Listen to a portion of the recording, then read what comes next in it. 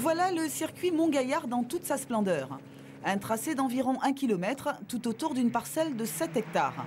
11 pilotes guadeloupéens de catégorie de moins de 1600, plus de 1600 et propulsion le testaient ce matin.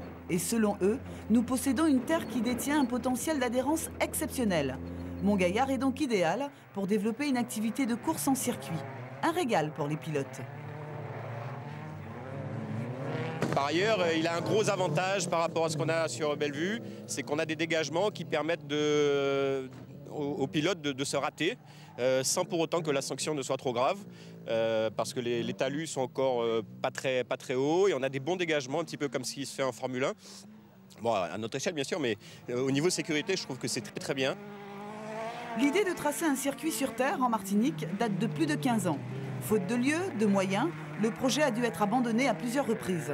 L'espoir est né de la Guadeloupe, qui possède le circuit Bellevue depuis 10 ans. Une association entre les passionnés de cette mécanique a vu le jour récemment.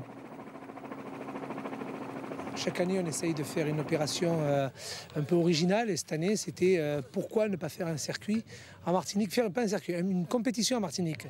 Pour faire une compétition en Martinique, il nous fallait un circuit. Et l'idée est partie. On a réussi à trouver des gens en Martinique très réceptifs. Et donc, qui ont de suite ont mis les bouchées doubles pour que le circuit voit le jour. L'idée n'est pas si vieille que ça. Elle date d'il y a 2 mois et demi, 3 mois. Et on roule sur le circuit, ce qui est quand même un exploit.